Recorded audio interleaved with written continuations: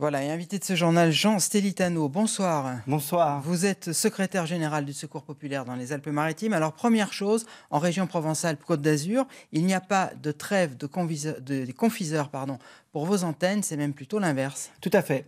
Cette période est une période critique pour les familles, puisque, comme vous le savez, c'est un moment où on s'aperçoit si on a des amis, si on est encore en lien avec ses oncles, ses tantes, ses enfants.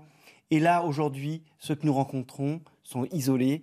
Et c'est à ce moment-là qu'ils ont le plus besoin qu'on leur tende la main, qu'on s'adresse à eux, qu'on passe un moment avec eux, leur apporter un peu de cette chaleur humaine qui manque tant, malgré que le climat soit clément. Alors concrètement, demain, on est le 31, les antennes en région PACA du Secours populaire sont ouvertes. Qu'est-ce qu'on y trouve? Alors, on y trouve bien sûr tout ce qu'on y a l'habitude, c'est-à-dire des denrées alimentaires de première nécessité, mais aussi des denrées qui sont un peu exceptionnelles.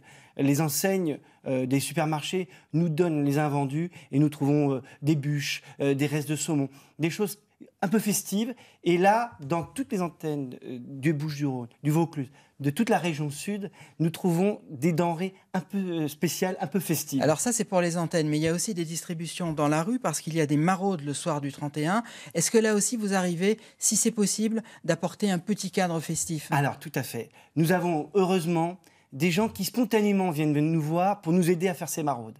Le monde qui va se créer autour de nos camionnettes va permettre à la fois de distribuer des produits, mais aussi de recréer du lien, de passer un moment à parler, à échanger avec eux, de voir les problèmes, de parler un peu de choses positives, des perspectives pour 2019 qui ne sont pas toujours très tristes, mais aussi des fois des lueurs d'espoir.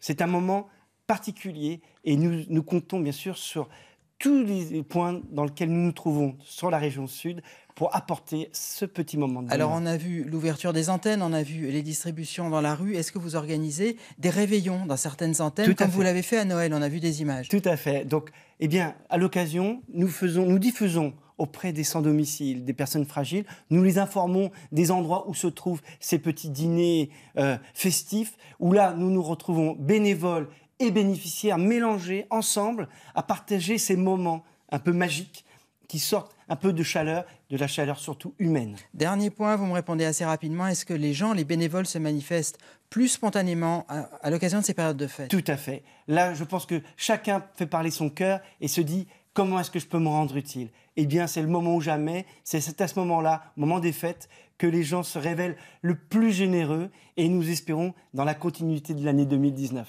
Merci et bon courage donc, puisque demain, si j'ai bien compris, le Secours populaire, vous allez travailler toute la soirée. À pied d'œuvre.